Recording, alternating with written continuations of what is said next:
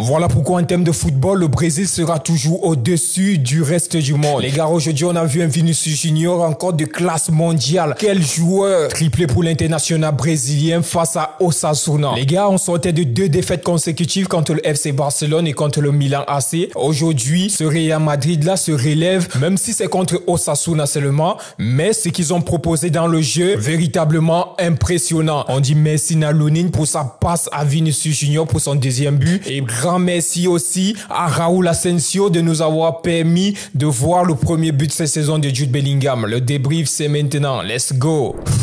Ça faisait longtemps qu'on n'avait plus vu une équipe du Real Madrid jouer de cette façon.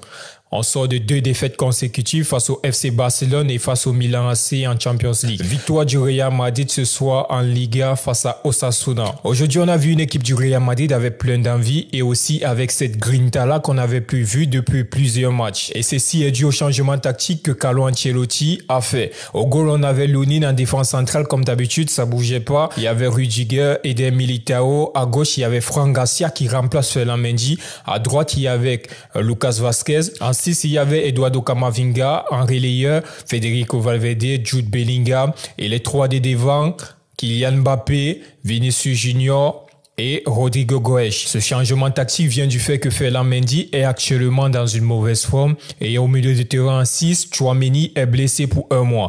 D'où vient l'intervention ou alors le remplacement de Camavinga et de Fran Garcia. Aujourd'hui, on a vu un beau match du Real Madrid, notamment avec un Eduardo Camavinga qui nous a régalé en 6. Les gars, moi personnellement, je suis pour le fait que Eduardo Camavinga, il est très bon en 6, mais les gars, moi je préfère Tchouaméni parce qu'il nous a su sur le plan défensif. Tchouaméni, c'est celui-là qui va t'apporter ce plus défensif, notamment quand on sait que la défense actuelle, Rudiger Militao, n'est pas trop ouf. Moi, Eduardo Camavinga, je le préfère plus en tant que milieu relayeur, mais quand on regarde cette équipe du Real Madrid, pour avoir ta place en tant que milieu relayeur, tu dois batailler dur parce que devant toi, il y a Fede Valverde qui est quasiment intouchable et Jude Bellingham qui est ce crack-là, qui est ce joueur qui nous a, le seul joueur au Real Madrid aujourd'hui, même quand les autres ne sont pas au haut niveau, Jude Bellingham, il est toujours là, il va toujours faire des courses importantes pour l'équipe, il va toujours se sacrifier pour l'équipe. Dans cette équipe du Real Madrid, c'est le seul joueur qui s'en fout des stats, mais qui est là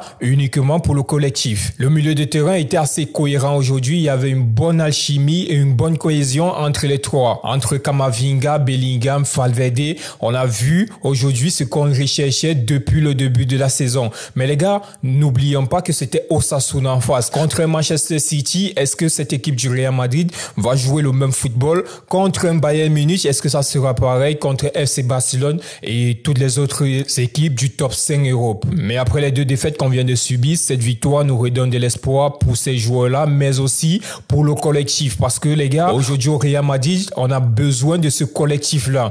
Les individualités de Kylian et de Vinicius ne vont pas nous porter tout au long de la saison. On a besoin de ce collectif-là pour pouvoir au moins remporter 2 titres majeurs cette saison. Notons que nous sommes toujours en lice pour la Champions League, même comme aujourd'hui, nous sommes entre 25e et 26e, notamment aussi en Liga où on a un match en moins, mais le FC Barcelone, ils sont bien partis parce qu'aujourd'hui, ce FC Barcelone-là a une marge d'avance sur le Real Madrid grâce à son collectif notamment. Les gars, dites-moi, je sais pas ce qui arrive au Real Madrid depuis 2 saisons avec ces cas de blessures. Dites-moi si Florentino Pérez n'a pas renouvelé son pacte ou pas. En moins de 30 minutes en première mi-temps, on a 2 blessés et ces blessés sont des joueurs cadres du Real Madrid. On a Rodrigo Goes et Eder Militao. En vrai, le staff du Real Madrid doit se poser des questions aujourd'hui. Je sais pas si c'est la surcharge due au travail et aussi à l'enchaînement des matchs ou alors c'est la mauvaise alimentation des joueurs. Là, depuis 2 saisons, on a beaucoup de cas de blessés au Real Madrid et là, ça devient agaçant. Chaque match, on doit au moins perdre un joueur depuis le début de saison. Je ne compte pas le nombre de fois les joueurs du Real Madrid se sont blessés. Rodrigo, il revenait d'une blessure de 2 semaines.